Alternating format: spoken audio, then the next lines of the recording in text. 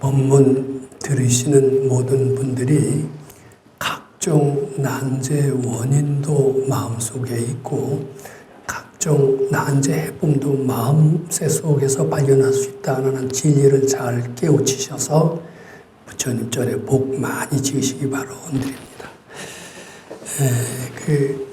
우리는 태어날 때부터 각종 난제와 부딪히게 됩니다. 제일 먼저 부딪히는 난제는 외로움일 겁니다. 아마 태어나자마자 아가가 엉엉 우는 것은 고독을 느끼기 때문에 오지 않을까 이렇게 생각을 해봅니다. 그 뒤에 두 번째로 닥치는 난제는 각종 병고라고 생각합니다. 감기를 비롯해서 여러 가지 외상도 이게 다 난제에 속합니다. 그 다음에 성장하면서 이 가난이라고 하는 것은 굉장히 난제에 속합니다. 어떻게 보면 부자가 될까, 어떻게 보면 가난을 면할까. 우리는 외로움, 병, 빈곤, 이것은 태어날 때부터 죽을 때까지 계속 이어지는 각종 난제입니다. 외로움, 병, 빈곤 다 마음 밖에 그 무엇입니다. 이 마음 밖에 무엇을 해결하기 위해서, 외로움을 해결하기 위해서는 따뜻한 그 무엇을 그립니다. 따뜻한 어머니의 품속을 그리고 성장하면은 따뜻한 애인의 품속을 그립니다. 그리고 병을 해결하기 위해서는 명약이나 명의를 구합니다. 또 빈곤을 위해서는 돈을 바랍니다. 역시 돈이지. 돈 벌어야지. 즉 우리는 난제 원인도 마음 밖에 그 무엇에서부터 발견하게 되고 난제 해법도 돈이니 이렇게 하면서 마음 밖에 그 무엇에서 난제 해법을 구하고자 합니다. 근데 마음 밖에서 즉 돈이니 애인이니 이런 것을 통해서 난제를 해결하려고는 굉장히 어렵습니다. 그래서 난제는 역시 해결이 안 되는구나 이런 탄식 속에서 그냥 우린 살다가 쓰러지는지도 모릅니다. 근데 부처님께서 굉장히 아주 귀한 그 복음의 말씀을 전해주셨습니다. 난제 해결하기 어렵다고 걱정하지 마라. 사실은 알고 보면 난제 원인도 그대 마음속에서 찾을 수 있는 것이고 난제 해법도 그대 마음속에서 발견할 수 있는 것이다. 이런 얘기를 해주신 분이 어디 있을까? 불교 중에서도 우리 금강경하는 밝은 도인에 의해서만이 이런 얘기를 해 주실 수 있다라고 믿습니다. 저는 그것을 실천해서 어렸을 때부터 고질병이었던 병약과 빈곤과 외로움이라고 이런 각종 난제 이것을 해결할 수 있었다고 말씀을 드리고 해결과 동시에 상당히 상담을 하고 도움을 줄 수 있는 데까지 이르렀다고 스스로 믿습니다. 경험을 통해서 드려서 그 사람들을 실제로 도움을 주고 있다 이렇게 생각을 합니다. 오늘도 그 비슷한 난제들 가지고 오신 분이 있습니다. 그래서 그런 것을 제가 배운 대로 즉 난제 원인은 알고 보면 마음 밖에 그 무엇이 아닙니다. 거기서 벗어나야 내 마음속에서 발견하는 것이라고 일단 이해하셔야만이 난제 절반을 해결하고 들어오는 겁니다. 제가 이렇게 말씀을 드립니다. 그 다음에 난제 해법 역시 마음 밖에 돈이나 명예나 애인이나 이런 데서 난제 해법을 찾으려고 해서는 안 됩니다. 해결하기도 아주 불가능합니다. 자기 마음속에 답이 있습니다. 자기 마음속에서 발견할 수 있고 해결할 수가 있고 따라서 행복한 삶을 살 수 있다. 저는 이렇게 말씀을 드리는 겁니다. 오늘도 참 굉장히 공부하신 분으로서 많이 공부를 통해서 각종 난제를 해결하시고 편안해지셨음에도 불구하고 아직 미진한 난제를 가지고 있는 분이 있어요. 아주 이 난제는 좀 특이한 난제입니다. 오늘 그 난제를 들어보시고 다 같이 난제 해법을 어떻게 풀어가야 될까? 법사 입에 무엇이 나오는가? 그걸 기대하시지 마시고 내 스스로 한번 난제를 풀어보자. 이런 의욕을 갖고 난제 그 비하인드 애절한 스토리를 한번 좀 지금부터 들어보시도록 하겠습니다. 오늘은 부산의 김치룡 선생님께서 질문하셨지만은 사정상 오실 수가 없어서 그 부인이신 변지수 보살님께서 그 난제 스토리를 대독하시겠습니다. 한번 읽어 주시기 바랍니다.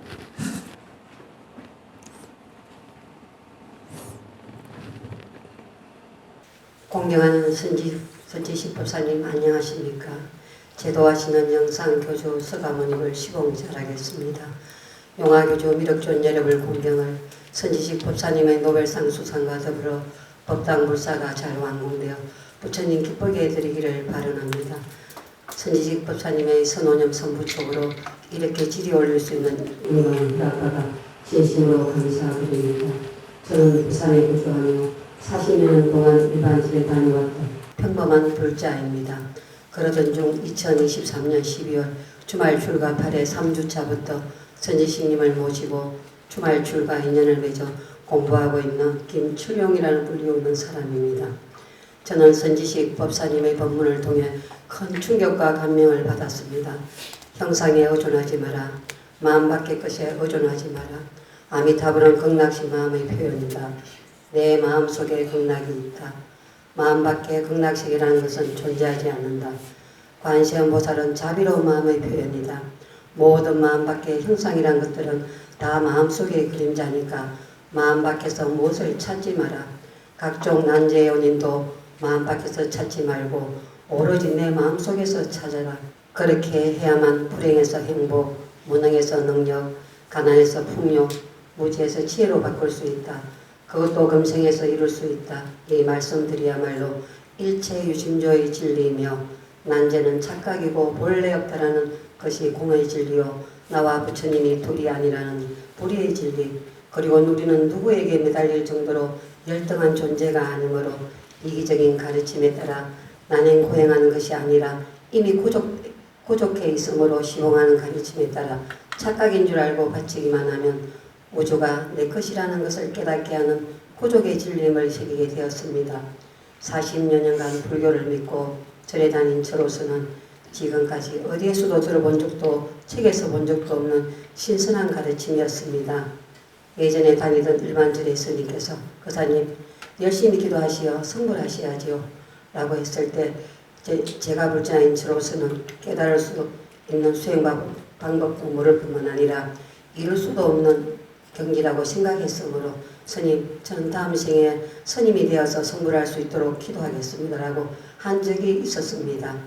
하지만 선지식님께서는 건강형 7분 무효정법을 명안우다라 삼약삼보리를 티내지 않고 공경심을 가지고 부처님께 바치기만 하면 모든 것이 불법이므로 밝아질 수 있다고 하셨고 건강경 23분 선법자는 열애설 적비선법에서는 파괴자, 살생인, 이교도, 악인, 속인, 범부도, 아상만 버리고 건강경을 수행하면 성불할 수 있다는 법문을 하시니 그 법문 앞에 정말 새로운 길을 보았습니다.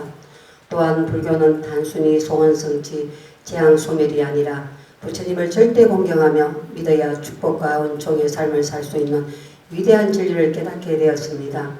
그러므로 믿으면 좋고 안 믿어도 괜찮다는 것이 아니라 절대로 믿어야 한다는 것, 부처님의 가르침이 불변의 진리이며 많은 사람들에게 감동과 긍정적인 변화를 주고 있는 위대성, 부처님의 가르침을 우리의 삶에 적용해서 괴로움을 해결하고 행복을 찾아 실질적인 삶의 변화를 가져올 수 있다는 실용성, 부처님의 가르침이 개인적인 수행을 넘어 사회 전체의 평화와 공존에 기여할 수 있다는 사회성을 깨치게 되어 불자로서 더 큰 자부심을 느끼게 된 것 같습니다.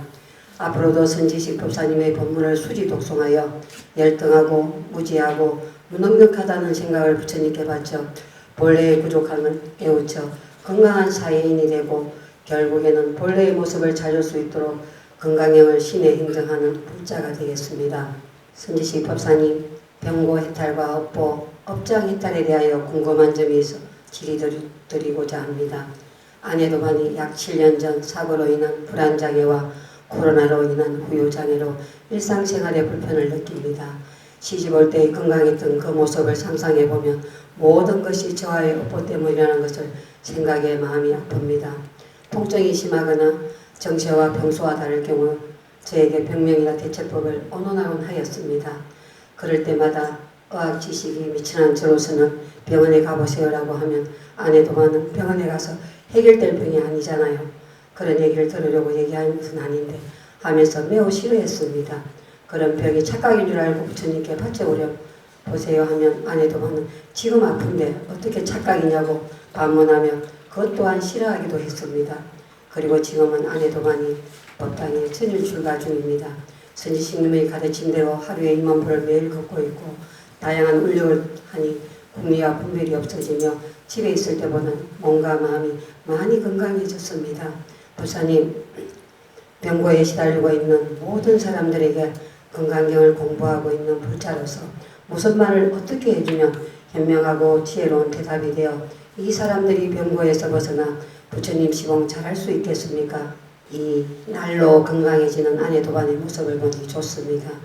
그리고 아내도반이 수도를 해야 하는 사람이라는 생각이 듭니다만 처음에는 100일 출가인 줄만 알았다가 3년이라는 시간 동안 출가해야 한다고 생각하니 법당에 천일 출가 중인 배우자를 둔 저 같은 남편 도반들은 가정생활이나 사회생활을 할 때 어떤 마음가짐과 자세를 가지면 되겠습니까? 선지식 법사님의 고귀한 가르침을 청하옵니다. 마지막으로 주말 출가 시 건강경 7도 기도뿐만 아니라 11시간이라는 긴 시간이 소요되는 건강경 21도 기도 시에는 직접 동참하시어 죽비로 혼침을 깨우시고 수행 발표를 점검해 주시며 우리를 열등하고 무능력한 어둠 속에서 밝은 전지전능한 부처님 세계로 인도하시고 결국에는 선지식 부처님의 소년 선부촉으로 본래의 부족한 모습을 찾을 수 있도록 용기와 희망을 주시는 선지식 부처님, 선지식님 법체 강건하셔서 이 세상에 머무르시며 부처님의 진리와 자비를 널리 밝혀주시기를 진심으로 기원드립니다. 전 세계의 모든 사람들이 부처님 전에 한이심 내어 시봉 밝은 날과 같이 복 많이 짓기를 바라옵니다. 김칠룡 합장 공경배례.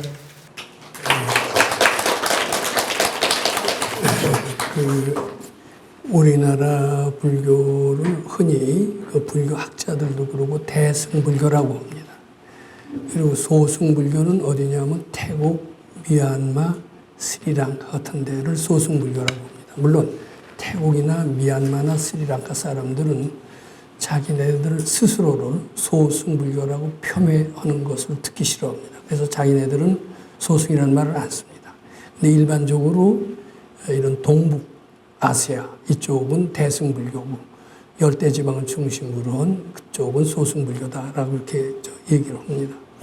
그러면 소승과 대승은 어떤 것이냐? 또 금강경은 무엇을 가리키는 가르침이냐? 이제 금강경 우리 15분에 보면은 열애, 의발, 대승자설이시며 의발, 최상승자설이시라는 그런 말씀처럼 대승불교의 대승자의 마음을 낸 사람만이 금강경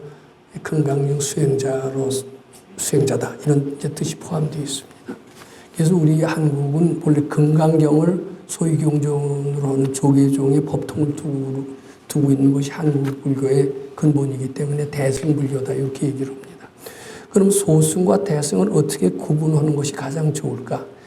저는 저 나름대로의 생각입니다만은 우리 육조단경을 공부합니다. 육조단경에 두 인물이 등장합니다. 하나는 신수대사요, 하나는 해등대사입니다. 근데 그 스승께서 깨달음의 오도성을 지어오너라. 그러면 그한테 법제자를 삼겠다. 이러니까 이제 그 신수대사라는 이는 시를 짓지만 제가 감히 법제자가 되길 바라지는 않습니다 하면서 그러면서 시를 억지로 지어서 이제 바칩니다. 이제 그 시 속에는 어떤 표현이 나오냐면 이 몸은 신시 보리수요. 몸은 명경대와 같다. 그래서 신시 근불식. 때로 부지런히 방심하지 말고 업장이 끼지 않도록 잘 닦자. 이제 이런 깨달음의 그 시를 지어서 이제 바칩니다. 바치니까 그 스승께서 이것은 아직 깨치지 못한 시다. 이렇게 이제 얘기를 합니다. 이제 말하자면 소승에 너는 아직 머물러 있다. 이런 뜻이 됩니다. 근데 이제 그것을 보고 거기 아주 머슴살이하고 있고 아주 무식쟁이인 해능대사가 나도 시 한 수 지어보겠소 하고서 이제 시를 짓습니다. 근데 그 애는 너무나 뜻밖의 다른 사람이 깜짝 놀래게 시를 짓습니다. 뭐라고 그러냐면, 신수는, 신시보리, 몸이 보리수요, 마음은 명령대라고 그랬어요. 근데 이제 해능대에서는 어떻게 지느냐 하면 본래 모일물이니 하처 야지내냐. 요건 기억합니다. 본래 몸도 마음도 다 없는 것인데 어디 때가 낄 것이 뭐가 있느냐. 요런 얘기를 해능대사가 짓습니다. 본래 마음도 착각이고 본래 없는 것이고, 그리고 몸도 착각이고 본래 없는 것이다. 이제 요게 이제 해능대사 얘기인데, 요것은 금강경에 나오는 범소유상은 개시어망이라는 구절과 너무나 똑같습니다. 이게 이제 진짜 대승 가르침의 핵심이다. 이렇게 봐야 됩니다. 근데 이 해능대사의 대승 가르침을 우리는 이어나가지를 못하고, 우리나라 불교는 어떻게 보면 신수대사의 소승불이 가르침에 이제 쭉 그것이 이어왔고요. 간혹 큰 스님들을 중심으로 해능대사의 그 가르침, 즉 선불교가 명맥을 이어왔지만은 일반 대중들한테는 너희들은 해능대사의 가르침인 큰 대승의 가르침은 아직은 힘들다. 그러니까 내생의 스님이 되어서나 수도에서 밝아지길 기대하지 금생에는 그냥 그저 착한 일 하고 그리고 복지어서 밝아지는 것은 내생에 기대해라. 뭐 이런 어떻게 보면 소승의 가르침이 한국 불교에 만연되어 있다 이렇게 봐야 됩니다. 이 김치룡 선생님은 그 전에 절에 다니시면서 절의 스님들로부터 이런 얘기를 듣습니다. 여기 이제 써 있는 그대로 제가 말씀을 드립니다. 절의 스님들은 어떻게 이제 큰 스님들한테는 화두를 받고 본래 모일물 금강경 가르침을 통해서 깨우침을 하지만은 이 속인들한테는 너희들은 아직은 아니다. 금생에는 힘들고 내생에나 기대해라. 뭐 이런 식의 어떻게 보면 약간 금생에 결혼하고 장가가고 이런 사람들은 금생에 성불은 안 돼. 이제 이게 깔려 있습니다. 깔려 있으면서 이제 뭐라 그러냐면 열심히 기도하셔서 성불을 하셔야죠. 근데 그 성불은 내생에나 하는 성불이다. 이제 스님들은 그런 말씀을 하셨던 것 같습니다. 김치룡 선생님. 이 한국 불교에서는 속인들은 금생에 깨칠 법기라고 인정하지 않습니다. 스님들만이 금생에 깨칠 수 있는 법기고 큰 스님들한테는 화두를 주고 금강경 실천하게 해서 금생에 깨치게 합니다. 즉 출가하신 스님한테는 대승의 가르침을 가르치고 속가의 스님들한테는 이제 소승의 가르침을 가르쳤다 이렇게 보시면 될 것 같습니다. 그런데 우리 법당은 어떤 법당이냐 하면은 승속이 따로 있는 게 아니다. 남녀가 따로 있는 게 아니다. 남존여비가 아니다. 뭐 승은 높고 속은 낮은 것이 아니다. 결혼한 사람, 죄 지은 사람 모두 다 그 생각이 착각인 줄 알고 바치는 금강경을 실천할 때 일체 유심조의 진리, 공의 진리를 깨치게 되면서 금생에도 밝아질 수 있다는 그런 가르침을 피는 이런 장소입니다. 그러니까 김치룡 선생님이 40년 동안 절에 다니시다가 속인들은 금생에 틀렸다 이런 가르침만 받고 거기에 좀 주눅이 드셔서 열등감을 가지고 쭉 계시던 중에 이 가르침에 와서 그대들도 금생에 밝아질 수 있다 이런 아주 처음 듣는 가르침을 받고 굉장히 환희심이 나면서 열심히 공부하고 우리도 이제 금생에 밝아질 수 있는 희망이 있구나. 이제 이런 얘기가 쭉 써 있습니다. 잘 들으셨는지 모르지만 그래서 지금 이 가르침을 꼭 실천해서 금생에 나도 밝아지는 대열에 참여해야 되겠다. 이제 이런 생각을 하시고 열심히 공부하시는 중이었습니다. 환심을 내서 열심히 공부하는 중이었습니다. 근데 그분한테도 문제가 없지 않았는데 바로 그것이 이제 부인과의 관계다라고 여기 이제 이 말씀을 하십니다. 여기 이제 이런 표현이 나옵니다. 선지식 법사님 하면서 이제 저한테 질문을 하세요. 병고 해탈, 업보 해탈에 대해서 궁금한 점이 있어 질의를 드리고자 합니다. 그랬습니다. 지금 태어날 때부터 저는 외로웠던 것 같아요. 병들기 전에 어렸을 때부터 외로운 것을 굉장히 느꼈던 기억이 있습니다. 아마 한두 살 때부터도 그런 기억이 있었던 것 같아요. 아마 전생부터 가져왔던 아주 마음속 깊이 각인된 그런 외로움이 아니었나 이렇게 생각을 합니다. 그 뒤에 또 느끼는 2차적인 고통은 병고였습니다. 빈곤은 한참 성장하고 나서 빈곤이 힘들다 이런 것을 느꼈지 그렇게 잘 못 느꼈던 것 같습니다. 이제 외로움을 짊어져 느끼죠. 외로움, 공포, 그 다음에 병고, 이것을 1차적으로 느끼는 고통이다 이렇게 봐야 됩니다. 근데 이제 이 김치룡 선생이 이렇게 열심히 새로운 가르침을 만나서 아주 새로운 가르침에 신심을 내셔서 열심히 수고하고 있던 중에 약간 문제가 생기셨던 모양이고 이제 가정의 문제였던 것 같습니다. 아내 도바는 이제 그러면서 7년 전에 사고로 인한 불안장애와 코로나로 인한 휴유장애로 일상생활에 불편을 느낍니다. 7년 전에 이제 그런 사고를 당하셨던 모양입니다. 그리고 불안장애, 이런 장애가 있으셨던 것 같아요. 근데 시집 올 때는 아주 건강하셨다고 그럽니다. 근데 7년 전에 무슨 사고가 있으셨습니까? 교통사고. 교통사고로 인한, 이제 그 불안장애, 또 코로나로 인한 장애, 이제 이것이 되면서 그때부터 이제 병적 증상이 나타나기 시작했다 이런 말씀이신 것 같습니다. 시집 올 때 건강했던 그 모습을 상상해 보면 모든 것이 저와의 업보 때문이라는 생각에 마음이 아픕니다. 그 병의 원인이 본인의 탓이다. 이렇게 생각하는 바깥 어른이 있을까요? 좋은 의사 못 만나서 병이 들었지 나 때문이다 이렇게 생각하시는 그 배우자는 없는데 이분은 굉장히 그런 점에서 겸손, 지혜도 있으시고 또 이 공부의 보람을 느끼시는 분인 것 같습니다. 그런데 그 병의 원인은 무엇이냐? 의사가 얘기하는 병의 원인은 무엇이고 도인이 말씀하시는 병의 원인은 무엇이냐? 의사가 얘기하는 병의 원인은요, 마음 밖에서 다 찾습니다.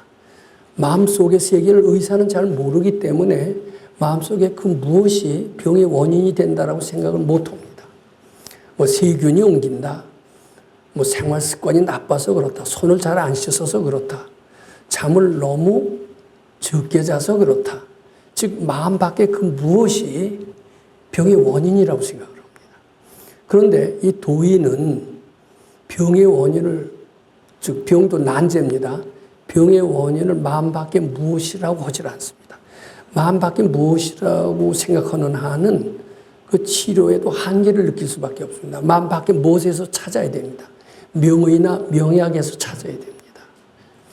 그런데 명의나 명약을 만나도 못 고치는 의사가 많고 명약이 못 고치는 그 약이 너무나 많기 때문에 그것이 없으면은 속수무책, 죽을 수밖에 없습니다.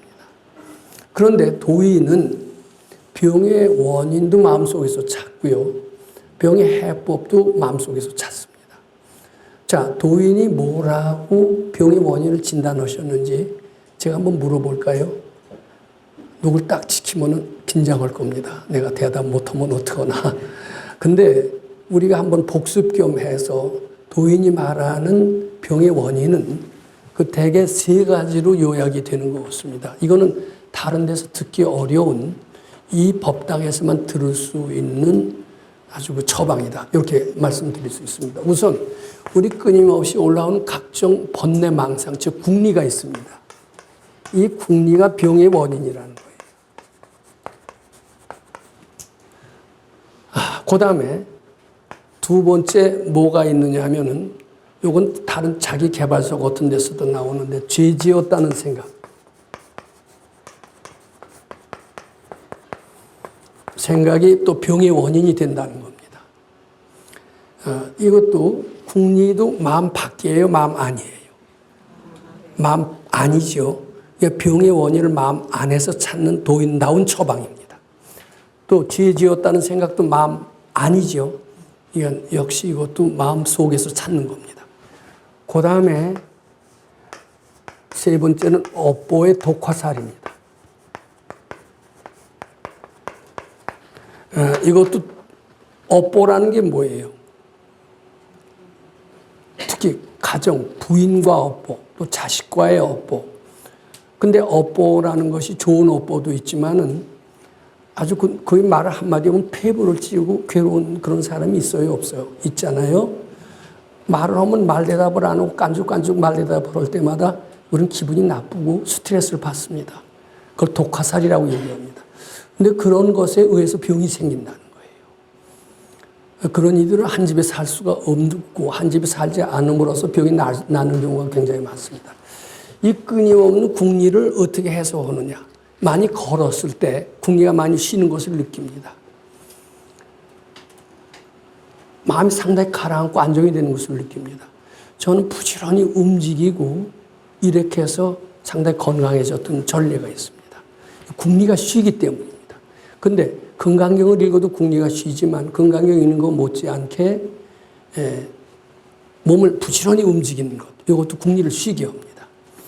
그래서 우리 건강경 읽는 게 다가 아니라 지금 여기 변지수 보사님도 하루에 2만 보씩 걸어서 상당히 좋아졌다고 하는데 그것은 왜 그러냐? 이유를 알아야 됩니다. 궁리가 쉬기 때문입니다. 쉰 뒤에 녹고 녹은 뒤에 없어집니다. 요 스텝을 잘 기억해 두시는 게 좋습니다. 근데 걷는 것만으로는 긍휼을 쉬게 하지만은 녹거나 없애는 데까지 이르지 못합니다. 그런데 건강경을 실천하면은 쉬는 정도에서 녹는 정도로 가고 녹는 정도에서 없어지는 정도까지 간다. 그러면서 대부분의 병들은 사라진다 이렇게 보면 됩니다.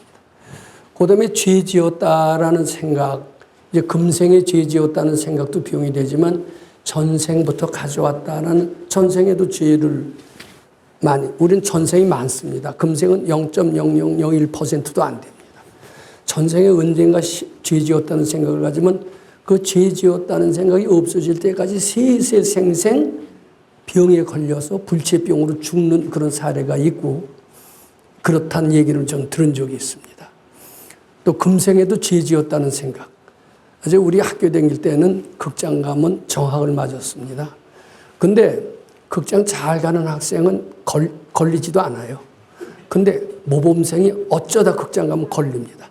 왜냐하면 어쩌다 가면 죄 지었다는 생각이 더 뚜렷이 드러납니다. 그러니까 더 잘 뚜렷이 보여요. 그래서 정학을 당했던, 억울하게 정학을 당했던 거죠. 이제 그랬는데 이 죄 지었다는 생각은 재앙의 원인이고 특히 병의 원인이 됩니다. 그리고 이것을 또 소멸하는 방법은 뭐냐? 나는 무식업으로 죄 지은 일이 없노라를 계속해서 하는 것은 죄 지었다는 생각을 소멸하는 중요한 방법입니다. 그래서 저는 그 병들은 분들, 특히 말기암 같은 그런 환자들한테도 그런 말씀을 좀 드리고자 합니다. 약이 없잖아요. 약이 없을 때 난 그 사실은 그 암이라는 것도 대부분 죄 지었다는 생각, 요 셋 중에 하나로 다 대개 걸리는 수가 많습니다. 근데 나는 무식업으로 죄 지은 일이 없다. 한번 해봐야 돼요. 해보기 전에 안 돼. 이렇게 하면 절대 안 되죠. 근데 그것도 하루에 100번 또는 1000번까지 하게 되면 확실히 효과가 있습니다. 또 이제 이거 말고도 또 이제 다른 방법이 있는데 이제 그것은 뭐 지금 필요한 게 아닙니다. 그리고요, 업보의 독화살이라는 게 있습니다. 우리가 어렸을 때는 청춘과부가 있습니다. 젊었을 때 청산과부라고 얘기하기도 합니다. 남편이 돌아간 그런 분은 청산과부라고 합니다. 즉, 이 업보의 독화살에 의해서 병이 생기는 수가 있다. 전 대개 이렇게 생각합니다. 이게 다 뭐예요? 마음 속에 그 원인을 찾는 겁니다. 그 해법도 역시 마음 속에서 찾을 수 있다. 이렇게 봐야 됩니다. 자, 그래서 저는 이런 얘기는 박간어른인 김치롱 선생이 상당히 지혜 있고 전생에 닦던 분입니다. 왜냐하면 이 가르침을 듣고 일체유심조의 진리, 공의 진리, 불의의 진리 금방 깨치셨어요. 그 상당히 전생에 닦으시고 공부하셨던 분입니다. 그리고 그런 지혜 있는 분이기 때문에 젊었을 때 건강하셨던 부인께서 자기하고 결혼하고 말미암아 근래 와서 이렇게 약해지면은 보통 남자들 같으면 야, 뭐 본래 그런 운명을 갖고 타고났지 뭐 그러면서 자기의 잘못을 인정하는 남자는 거의 없을 겁니다. 근데 이분은 저의 업보 때문이라는 생각이 들어서 마음이 아프다. 이렇게 아주 겸손한 모습을 보이는데 이건 상당히 저는 일리가 있는 지혜로운 판단이다라고 생각합니다. 자, 근데 이제 여기 업보가 역시 그분의 병을 불러왔다라고 저는 그 얘기를 하면은 김치룡 선생은 기분 나쁘실지 몰라도 역시 그런 점은 있다고 저는 인정을 합니다. 여기 이제 이분은 밖에서 보기엔 사이 좋은 부부, 인꼬부처럼 보일지 몰라도 다른 사람은 그렇게 보여도 우리는 안 그런 부부인데 이렇게 느끼는 부분은 꽤 많습니다. 겉으로 보기엔 빛 좋은 개살구지 실제로는 내가 당신 때문에 속이 얼마나 썩는 줄 알아? 이런 가정은 의외로 많을 겁니다. 겉으로 번들을 해도. 아마 혹시 죄송하지만 그런 부분은 아니셨을까 그런 생각도 제가 잠깐 해봅니다. 근데 제 얘기가 아니라 전 도인의 가르침을 비롯해서 보면은 겉으로는 아주 싱글싱글 웃고 행복해도 나는 하루도 사실 그렇게 편할 일이 없다. 그렇게 얘기하는 그런 가정은 아마 많을 겁니다. 그렇죠? 근데 여기 이제 그런 표현이 쓰셨으니까 이제 얘기하는 겁니다. 이제 이제 부인께서 이제 7년 전부터 이게 골골하니까 그러면 뭐라 그러냐면 병원에 가보세요. 그러신데 병원에 가보세요라고 하면은 아내 도반은 병원에 가서 해결될 병이 아니잖아. 이렇게 얘기하는데 톡 쏘는 것처럼 들립니다. 제가 보기엔 톡 쏘는 것처럼 들려요. 아마 그렇게 톡 쏘셨던 것을 전 부인하지 않고 그때마다 김치룡 선생님 기분이 좀 안 좋으셨을 겁니다. 이제 그것은 발견이가 보면은 전생부터 그렇게 당했기 때문에 그러면 톡 쏘는 것으로 나타난다. 이런 해석을 하실 거고 그 업보가 있는 가정이다. 이렇게 또 얘기를 하실 겁니다.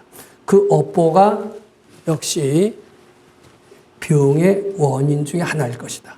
이건 정확한 것이 아니고 추측을 하는 겁니다. 이제 또 이렇게 합니다. 그러면 이제 김치룡 선생님이 그런데요. 병이 착각인 줄, 지금 당신 요새 금강경 열심히 읽잖아. 근데 금강경에 뭐라고 써 있었어? 금강경 제5번에 뭐라고 써 있지? 그 착각인 줄 알고 바치라고 그랬잖아. 바쳐보렴. 이렇게 얘기를 하면요. 지금 아픈데 이게 어찌 착각이냐라고 또 말대답을 하세요. 말대답을 하면 기분 좋을 남편이 어디 있을까? 근데 이제, 그럼 남편만 기분이 나쁜 줄 아세요? 남편이 말할 때 내가 기분이 나쁜 건 왜 이해하시지 못하세요? 이럴 수가 있죠. 맞죠? 그분도 역시 독화살을 가끔 날리시지 않습니까? 예? 근데 그런 업보가요, 서서히 병으로 된다. 이건 부인 없이 없는 사실입니다. 겉으로 보기에는 대가 없는 집, 사이 좋은 부부처럼 보여요, 안 보여요, 주위에서? 인꼬 부부로 보여요? 인꼬 사이가 좋다고 칭찬 듣습니까, 안 듣습니까? 칭찬 듣습니다. 근데 실은? 사이 좀 좋은 편인데 제가 아플 때 이제 남편이 많이 의지를 하다 보니까 의학적인 지식은 짧은데 제가 모든 남편한테서 들어서 답을 해결하려고 하는 의지가 있습니다. 그러다 보니까 이제 남편이 제 생각 뜻대로 답이 안 나오면 제가 독화살을 날립니다. 독화살을 근데 이제 많이 의지하고 그러셨죠. 근데 의지하는 것은 병을 더 깊게 합니다. 누구한테서, 마음 밖에서 해답을 찾아서는 안 돼요. 남편한테 의존한다는 것은 마음 밖에 무엇에 의존해서 내 병을 낫겠다. 요거나 똑같습니다. 내 속에, 내 마음을 바꿔야 돼요. 내 말대답하는 기질을 없앨 때 내 병이 난다. 이렇게 생각할 수 있지 않을까요? 보살님도 말대답하는 기질이 있죠. 근데 그게 없어져야 병이 난다라고 그러면 말대답을 고칠까요? 그래도 못 고치죠, 되게. 근데 어떻게 해야 되느냐?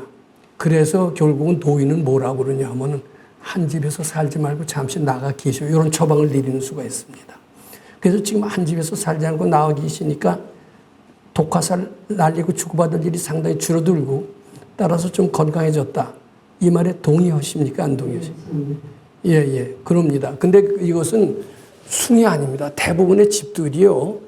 아주 겉으로 화목한 것 같아도 화목한 것은 겉으로 보기만 그렇고 실제로는 눌러 참는 겁니다. 겉으로 표시만 안 했을 뿐입니다. 근데 속으로는 속이 문드러지죠. 근데 업보가 있으니까 그럴 수밖에 없어요. 그리고 이렇게 맺어진 것은 어차피 평화롭게 되는 수가 없습니다. 왜냐하면 왜 그러냐면요. 대개 결혼을 이기적인 목적으로 하게 되고요. 그래요? 상대 시봉하기 위해서 시집장가 가는 사람 봤습니까? 안 봤습니까?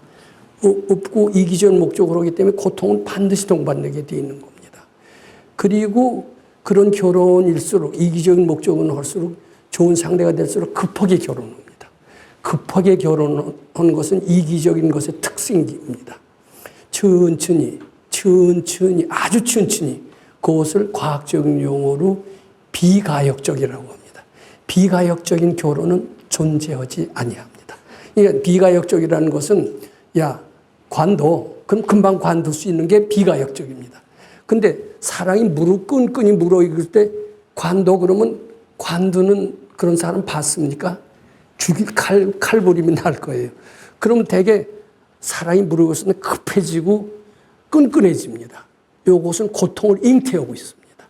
그러니까 대부분의 결혼은 이기적이고 비가역적이고 비가역적은 반드시 고통을 동반하게 되어 있다.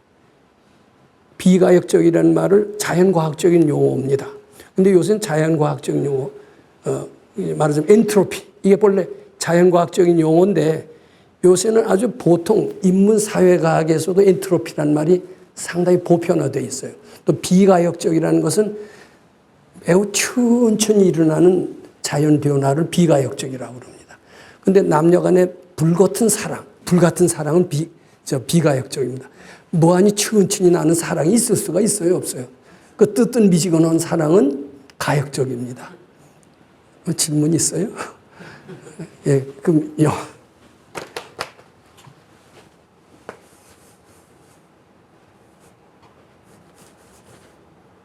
리버시블,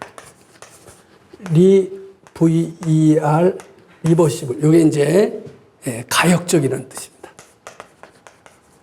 매우 아주 천천히 일어난다는 뜻이에요. 근데 쇠가 녹쓰는 거 굉장히 빨리 일어납니다. 이런 것은 irreversible. 여기다 IR을 붙입니다. 이것은 비가역적이 됩니다. 남녀 간의 사랑은 다 비가역적이 됩니다. 급한 게 들어가면 다 비가역적이 됩니다. 비가역적이 되고 급한 것은 다 고통을 동반하게 되고 이기적인 것의 특징이다. 이렇게 확실히 말씀드릴 수가 있습니다. 이건 아마 보살님도 그렇고 처음에 결혼했을 때는 아주 뜨겁게 사랑하시고 불같이 좋아하시고 부인하시지 않으시죠? 근데 뜨겁게 좋아하고 불꽃이 사랑한 것은 비가역적이고 비가역적은 반드시 고통을 잉태하게 되어 있다. 그건 확실할 것 같습니다. 뜨뜻미지근하게 천천히 진행되는 사랑은 존재하지 아니합니다. 이제 그래서요. 근데 이제 여기 이제 결론이 뭐냐면은 이제 그러나 이분이 대단하세요. 아주 정말 성자와 같은 반열에 조금 있으면 오르실 것 같습니다. 아주 부인을 이렇게 양보하는 요새 남자가 있을까? 그럴 정도로 정말 수도인다운 이제 그런 모습을 보이고 계신데, 이제 질문이 있으세요. 질문이 뭐라고 그러시냐면, 법사님, 병고에 시달리고 있는 모든 사람들에게 금강경을 공부하고 있는 불자로서 무슨 말을 어떻게 해주면 현명하고 지혜로운 대답이 되어 이 사람들을 병고에서 벗어나 부처님 시봉 잘할 수 있겠습니까? 이런 질문을 하나 하셨습니다. 근데 사실은 병든 사람한테 함부로 얘기하지 않는 게 좋습니다. 근데 물어본다면은 저는 이런 처방을 내리는 것이 좋다고 생각합니다. 병고에서 벗어나고 싶으시죠? 그렇게 먼저 반문을 해요. 그러면 벗어나고 싶죠. 그럼 병의 원인이 무엇인가를 알아야 됩니다. 근데 대개는 죄지었다는 생각이 병의 원인이 될 수가 있습니다. 그런데 사실 죄라는 것은 착각이고 본래 없는 것이기 때문에 지금부터라도 나는 무식업으로 죄를 지은 일이 없다고 하루에 1000번씩 해보십시오. 저는 이런 말씀을 드리고자 합니다. 실제로 이렇게 해서 병이 난 사례가 있는 것 같아요.